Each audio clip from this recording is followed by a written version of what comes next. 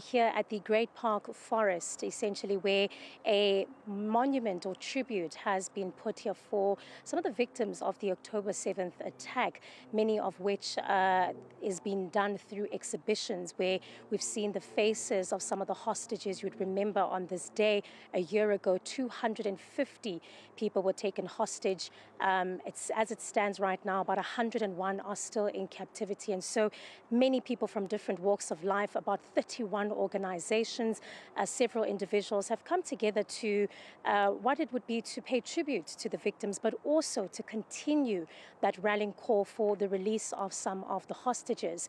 And you'd know that this comes as globally many have been coming together to mark this day, but also equally raising their voice for the people of Palestine in a war that has also been going on in the Gaza Strip for a year now.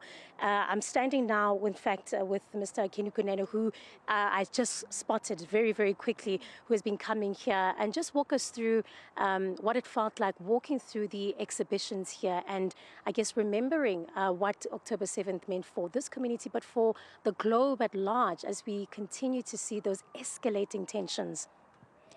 Thank you very much for having me, and excuse my glasses. I'm very much emotional. I went through some of the relived scenes that really got into me. This morning we started at the embassy in Tshwane, the Israel embassy, where there was a memorial organized by the deputy ambassador, and from there we came here. And I must say that it's mind-blowing what happened on the 7th of October in Israel. There are rules to an act of war. This was not an act of war. This was barbaric. This was terrorism. I understand that of the 101 hostages, there's still a baby whose mother was kidnapped together with the baby. He or she was 9 years, which means now the baby is 1.5 years or so, in hostage.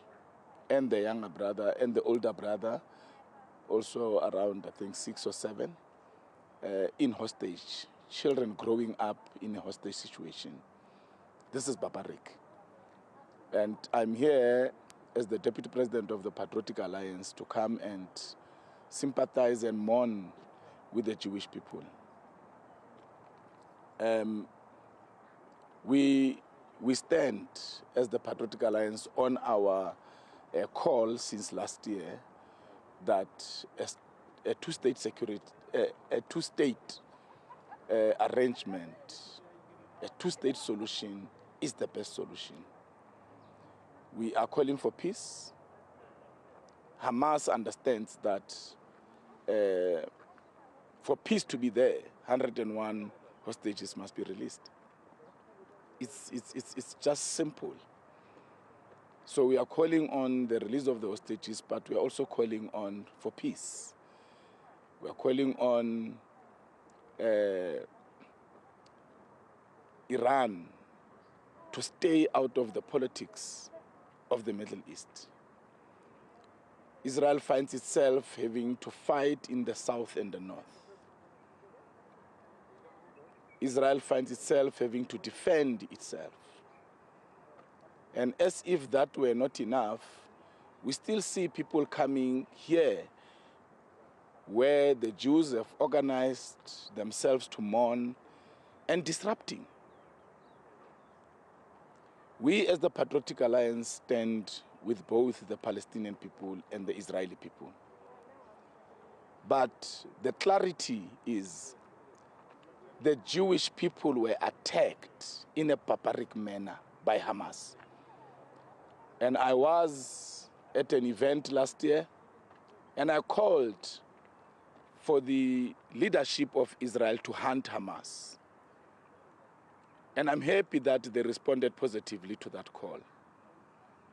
And they hunted Hamas, and not just Hamas, Hezbollah too. A country can be under siege and nobody talks about a solution. Hamas must release the 101 soldiers and let there be peace. Thank you very much for your time. That, of course, was the PA's Deputy President there, Kenny Kunene, saying very much the sentiments that we've been hearing throughout the day as some have come to this exhibition site that essentially mimics that of the hostage square in Tel Aviv, using exhibitions to bring what happened, these sobering images of what happened on October 7th to the fore. And the conversation has been that the war cannot continue. Many here that we did speak to have been calling for a ceasefire. And this, in fact, includes a survivor of the October 7th attack who did share what had happened to her and how she managed to survive, and saying that the only way and that the only thing that they've really taken from the October 7th attack was that peace needs to come forward and that there must be a ceasefire and the release of the hostages. You heard there as well from Kenny Kunene speaking about the fact that this anniversary, as we mark it a year on, happens while, of course, Israel is still engaged in that war, now having to face Hezbollah from Lebanon's side, as well as it apparently preparing for its own retaliation to Iran following that missile attack last week. But really, Michelle, this has just been a reflection here in the Johannesburg community of the large-scale disruption, the catastrophe, and I think the humanitarian trauma as well that many communities have been feeling, be it from the Palestinian supporters or Israeli supporters. It has been really an emotional moment for many to realize the extent of war and how conflict really at the end of the day has no winning side. Many of the people, of course, here have shared some political statements as well, many believing that, of course, they stand by Israel's belief that it has a right to stand up for itself. But, of course, many still unable to account for the fact that 46,000 lives have been lost from the Palestinian side and counting, and again showing the extent of what October 7th not only does and not only has done for the people of Israel, for the people of Palestine, but for the world at large. Michelle. Veronica Makhoali, thanks very much indeed.